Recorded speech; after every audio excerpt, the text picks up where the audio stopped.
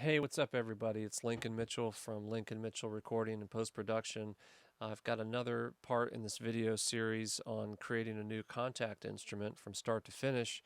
This is the cymbal instrument I've been working on, and I have finished recording all of the different cymbals with all of the different sticks, rods, brushes, mallets, and so forth. Um, I played each cymbal in different areas on the cymbal, the bow of the cymbal, the edge, the bell. I did a short choke and a long choke, a short roll and long roll, and on some of the larger cymbals did some different sizzle variations. Once I was done recording, I came back and auditioned the individual recordings, kept the ones that were good, well, kept the ones that I liked the most, and did a slight fade in, um,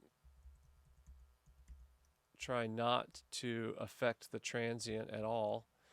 That's going to leave a little bit of a delay on the start time of the sample, but that's fine. I'm going to take care of that in Kontakt. Um, and then a fade out so that it's just a nice roll off at the end of that cymbal hit. Um, a couple of the tracks, like this, well, really just I think the scrape tracks were very low in volume. I'll play you some of that.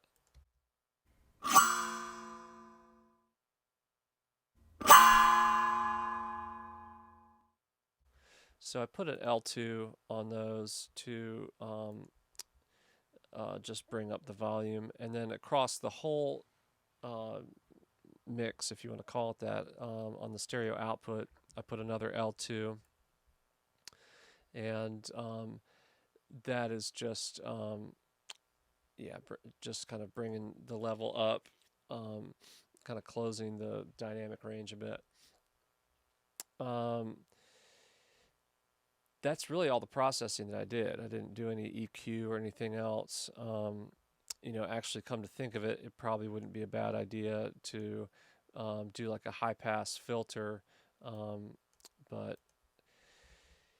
Anyway, yeah, I've actually already exported these samples. So let me talk about that real quick. And I think I did that in the first video, but I'll go over it again.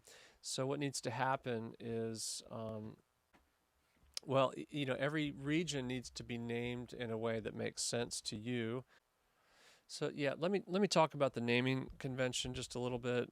Um, this is a little bit different on this instrument just because it's a cymbal instrument. The mapping is not as critical as it would be with a melodic instrument.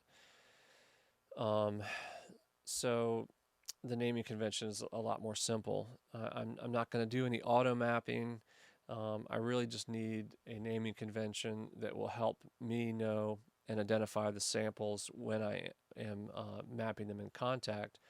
So I just have the symbol, what I'm using to strike the cymbal with, and then the _1, and that allows me to then select all of these regions, click on this region tab, um, and the fact that I've got this _1, when I enter that, it will, let me zoom out, it will increment each region by 1. So 3, 4, and that's enough for me. And so I know what I'm going to do with this instrument already, which obviously helps. I'm going to have 2 round robins, and I know that I have um, a certain number of um, cymbal strikes, articulations, if you will. And so the odd numbers will be one group of round robins, the even will be another group of round robins, and then I'll do a key switch to switch between each cymbal. So I'll key switch on the 14-inch crash, and if I play the note that's the stick, I can go round robin between the bow hits or the edge hits or the bell hits, that kind of thing.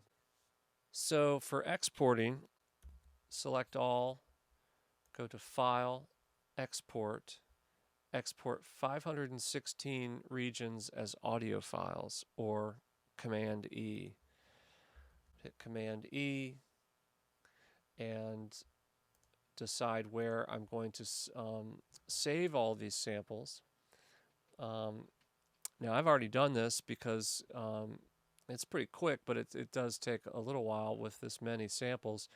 I just saved them all into the samples folder, and then I went back later and organized them in subfolders by symbol. So I'm not going to export that now, but that is the process that I use anyway in Logic. Yeah, so let's take a look at Kontakt. All right, so in Kontakt, I've got the group editor, mapping editor, and wave editor open. I've gotten started on this, but I've got a ways to go. I've got two groups for the splash symbol and two groups for the 14-inch crash symbol. Again, I'm going to do a round robin for these and a key switch. So for group 1, if I go to group start options, the group is going to start on key C2, and it's going to do a round robin, and this is position 1 in that round robin chain. Group 2 is round robin position number 2. Everything else is the same. It's going to also start on key switch C2, and then I'll just go up for crash 1. I'm going to start on a key. It's going to be a key switch, and that will start on wait a minute, C negative 2, D negative 2,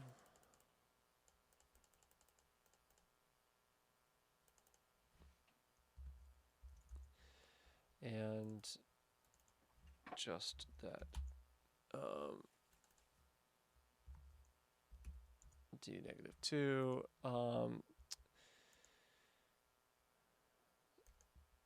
This will also start on D negative 2.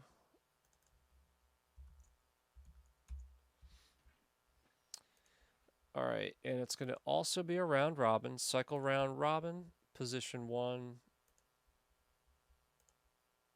cycle round robin, position 2. These samples have been imported already. Let's do another group here. Create empty group, and this will be the 16-inch China. That'll be round robin group 1, and we'll do another empty group. This will be 16-inch China group 2, and that'll be the round robin 2. So if I pull up the samples, one of many tedious steps here, but the way that I'm doing this, and if somebody has a better way of doing it, please let me know, is I'm going to just select all of the odd numbered samples. Let me slow down here. Let me go to the right symbol and then select all of the odd numbered samples. And I will probably fast forward through this.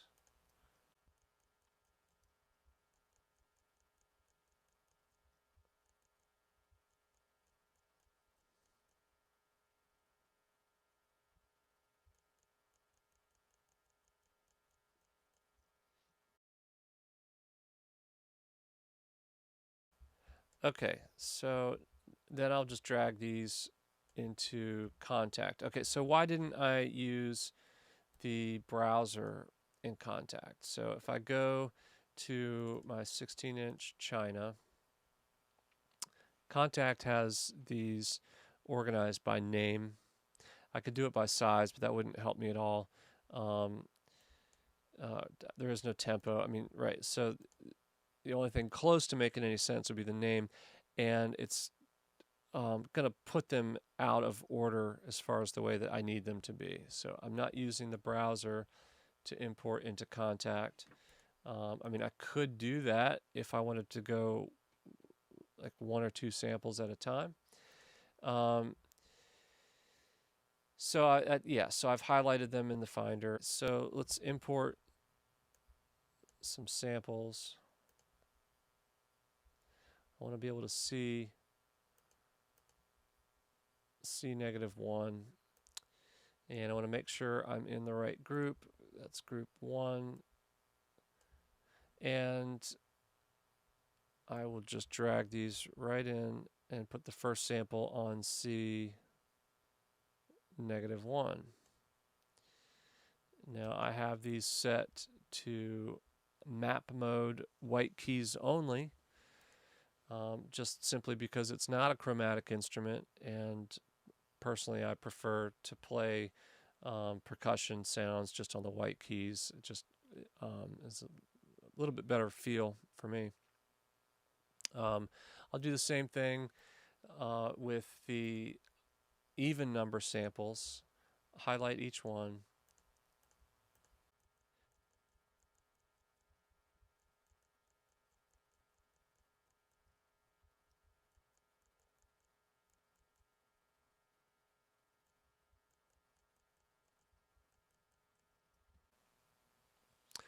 Okay, so I have the even number samples selected. I've got the second round robin group selected. I want to make sure I can see C-1, and I will drag that first sample. I'm going to drag them all. I want to be able to see that first sample on C-1. And again, I've got this set to map mode white keys only, and that's where they line up. So that's it for that part of the process. The next thing I'll need to do, I'll need to do that for every cymbal. And then I'll need to go back and edit these samples in Kontakt. I just chose not to do it too much in Logic. They're all different, so it just makes more sense to me to do it right in Kontakt where they're going to be triggered. So if I go to my first group, I'll click on my first sample, and what I'll typically do is, I can use my arrow keys to go through my samples, so that's a little bit faster, and I'll just zoom in to these samples first. I'll just go through and zoom into each of them.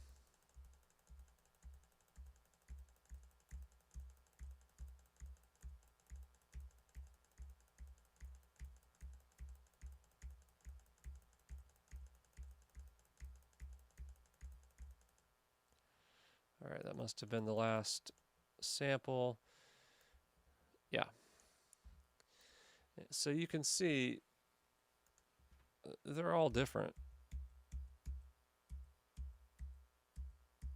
And it just depends on,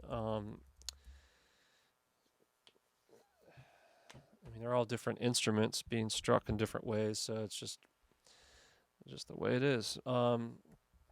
So I might want to actually go through here and horizontally zoom a little bit too. It's just going to make lining up these samples a little easier.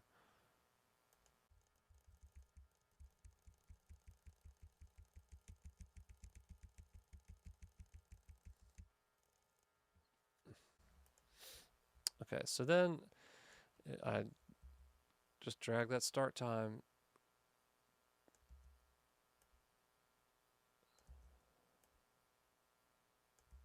And then just got to drag the start time to the beginning of that sample. And um,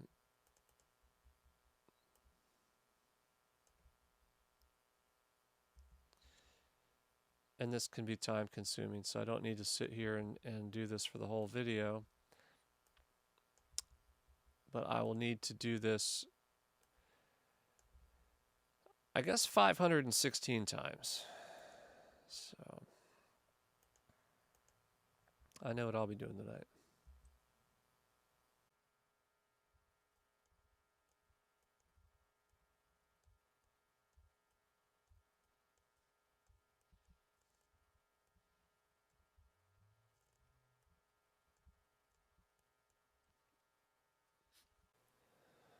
Once I'm done trimming the start of these samples, there won't be that much more for me to do.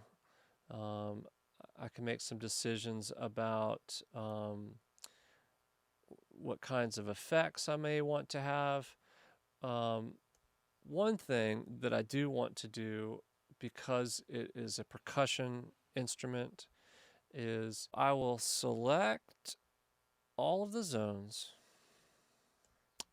and then come to the mapping editor, make sure sample loop is on and one shot is on.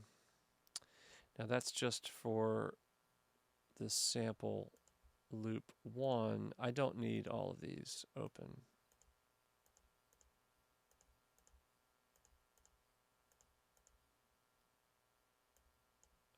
Let's move that so I can X out of that. All right, so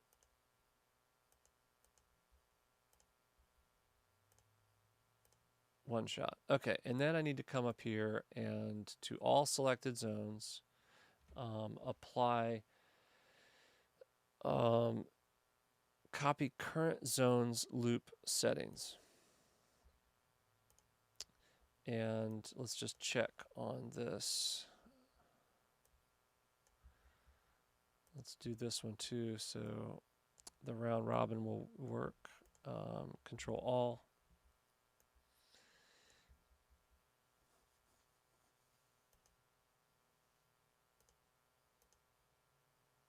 Okay. One shot. All right. Let's see here.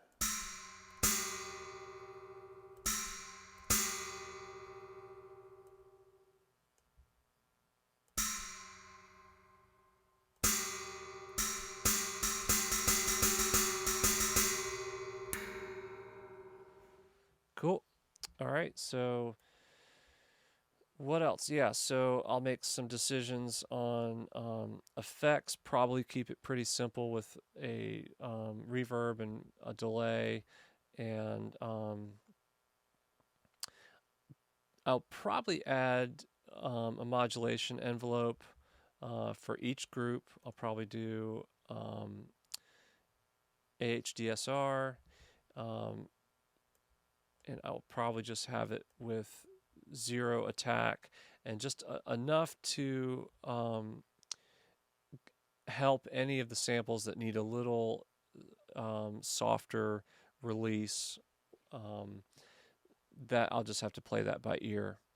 So who knows? It's looking like I might need to do a part 3 on this video once the instrument is really finished, and I can just kind of walk through how it's turned out. But this is it for now.